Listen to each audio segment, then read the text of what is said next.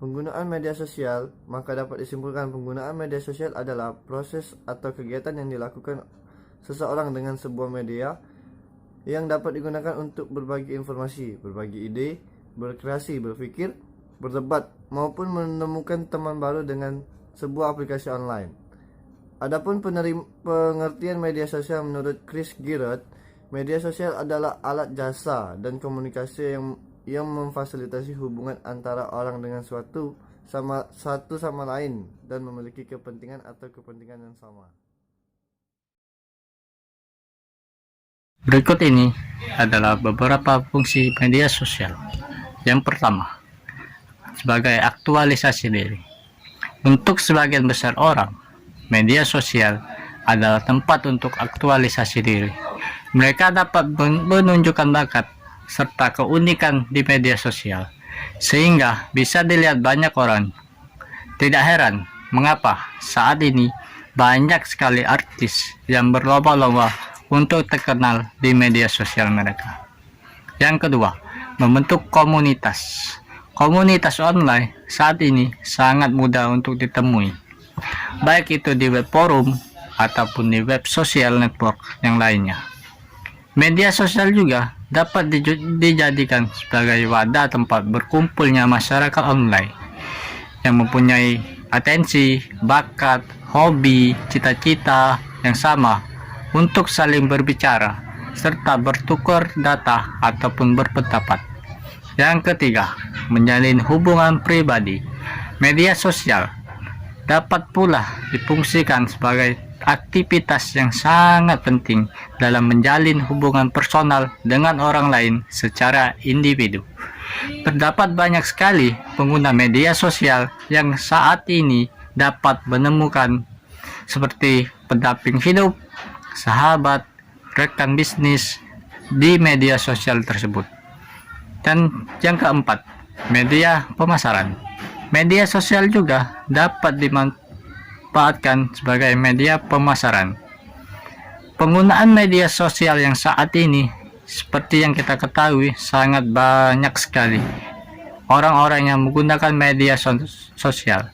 Tentu hal ini menjadi sangat potensial dalam memasarkan sesuatu, terutama bisnis online yang saat ini sangat berkembang dengan sangat pesat.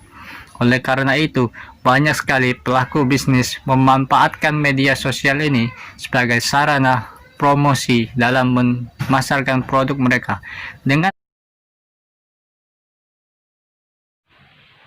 Baiklah, di sini saya akan menyampaikan ciri-ciri dari penggunaan sosial media.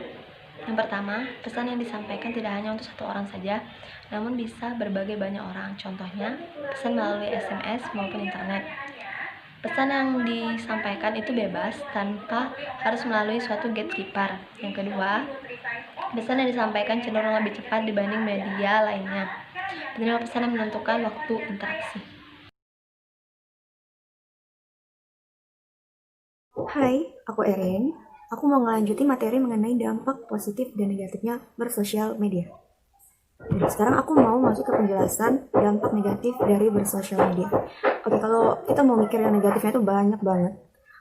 Satu di antaranya adalah gampangnya terbukanya situs-situs negatif kayak situs-situs porno gitu. Itu mudah banget diakses karena adanya sosial media, terutama kayak di Twitter. Di Twitter itu paling gampang nyari hal-hal yang kayak gitu.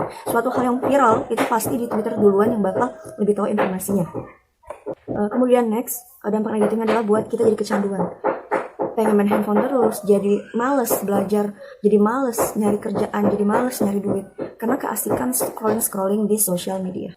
Dan dampak negatif selanjutnya adalah kita sering banget melakukan self-comparison, yaitu membandingkan diri kita, membandingkan kehidupan kita dengan kehidupan orang lain, membandingkan diri kita dengan diri orang lain. Nah, karena kita melihat sesuatu hal yang sempurna gitu di kehidupan sosial media. Oke, tadi kita udah bahas mengenai dampak negatif dari bersosial media. Nah, dampak positifnya apa aja sih? Sebenarnya kalau dampak positifnya itu banyak banget dan lebih banyak daripada dampak negatifnya. Aku merangkumnya dari beberapa hal. Pertama, dari sosial media kita tuh gampang banget untuk yang namanya nyari duit. Nah, salah satunya adalah sekarang banyak banget aplikasi-aplikasi penghasil uang kayak Buzzer Break, kemudian baca buku online. itu adalah aplikasi-aplikasi penghasil uang dengan cara kita ngebaca berita gitu. Jadi kita mendapatkan dua sisi positif. Pertama, kita mendapatkan duitnya dari hasil apa yang kita baca. Terus kita yang kedua mendapatkan wawasan dari ilmu yang kita baca. Serta dari bersosial media juga kita bisa menyambung tali silaturahmi nih dengan saudara-saudara kita yang beda kota, beda pulau, bahkan beda negara. Karena banyak banget kayak aplikasi Zoom, Google Meet itu bisa face to face gitu melalui sosial media, bahkan bisa beramai-ramai. Dan itu asik banget kan, kita bisa berjumpa ngobrol dengan keluarga langsung melalui video. Dan dengan adanya sosial media, kita jadi gampang mengakses berita-berita gitu. Suatu hal yang kita butuhin, itu gampang banget diakses di sosial media. Sekarang TikTok itu ngeluarin fitur baru. Di TikTok, kalau kita semakin sering scroll di TikTok, itu bisa menghasilkan uang gitu. Per 30 menitnya itu kita dapat uang 15.000 per hari. Jadi kita di challenge nih, per hari minimal kita ngeluarin waktu 30 menit untuk scroll TikTok, dan kita bakal dapat uang 15.000. Dan itu langsung bisa ditransfer di akun Dana kita. Gampang banget kan? Sebenarnya sekarang tuh gampang banget cari duit online kalau kita mau, dan kita bisa manfaatin platform yang ada, manfaatin aplikasi yang ada. Serta dengan adanya sosial media itu jauh lebih mudahkan kita dalam segi edukasi. Contohnya kayak kita lagi kuliah sekarang, kita nggak perlu tuh print tugas, print berkas pakai kertas. Kita bisa langsung kirim melalui website dari universitas yang udah dibuat oleh universitas gitu, kayak di UIN itu ada yang namanya e-learning. Jadi kita bisa mengakses tugas, kita bisa mengupload tugas tanpa perlu melakukan print gitu. Jadi kan pertama lebih hemat kertas kan. Terus kalau ditanya lebih condong kemana sih, lebih banyak dampak negatif atau positifnya sih dari sosial media? Nah, ini adalah kebijakan dan cerdasnya masing-masing pengguna nih. Kita mau ke arah mana nih? Kita mau ke positif atau mau ke negatif gitu. Kalau kita mau ke positif, itu banyak banget hal yang bisa kita raih, banyak banget cara untuk kita dapat duit dari aplikasi-aplikasi online nih kalau misalnya kita mau cari cuan. Terus kalau mau negatif juga ada, bisa gitu. Nah, sebenarnya ini adalah kebijakan dari si individu itu, dia mau menggunakan sosial media itu kemana? Positif atau negatif? Itu ya.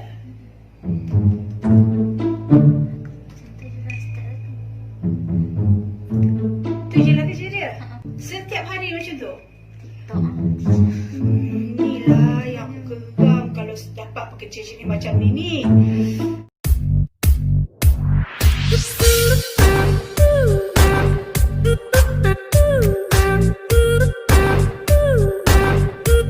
Thank you.